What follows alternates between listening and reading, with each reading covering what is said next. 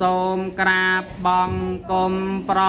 ណម្យវន្ទាឈ្មោះព្រះភគវាពុន្ធាបានត្រាធម្ម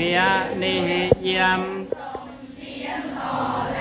សាមសិមមុងស្មាខ្ញុំសូមពរនាមួយរំជួយខំជៀនក្រុមចុងក្រោយបារមីណាំឲ្យត្រង់ជាងកាន់ដីស្មារតីល្អជាដឹងខ្លួនក្រុមគ្រាក្នុងគួមេតាពីគឺព្រះភ័ងស្មឹងស្មានក្នុងធัวបវកាយាព្រះភ័ងបែបទុយពួកតៃភ្លឺថ្លាមេតារំបីបីអរិយាប័ន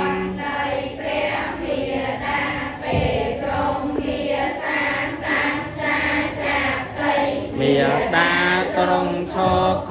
ស្រីបោះតៃប្រសូនបនថ្លៃហារតីជ្រះថ្លា4សួនអូសៀនទីឋានប្រសូនរហូនឈើស្រនចេញផ្កាទេវតានិងមនុស្សថ្វាយសាធុកាចក្រវាលបបតាតោទាឧអ5ព្រះចោស្រោតយាងឈាន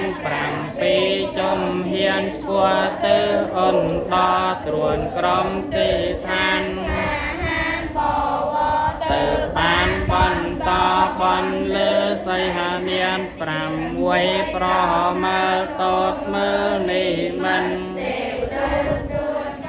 ចិនកិនលាញាតបង្កើតថ្ងៃណាថ្ងៃនោះត្រង់ឃ្លានយាត្រាសាងភ្លោះ7ធីរោប្រាញ់រោគជាយាមអត់មានក្នុងនាមនាពួរកំណាន់វេលា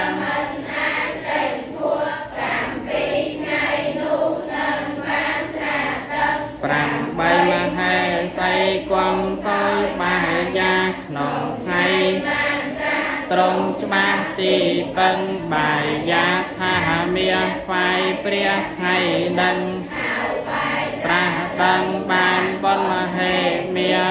9ជួនធំត្រង់ត្រង់ស្បើភ្លៀង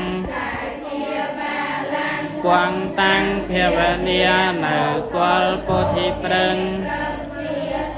បោពាទេមធីតាមាមងគ្រាសាយ័នដំគំហរតីអាណាបាណាបរិកម្មប្រហចាសាទេដឹងតន់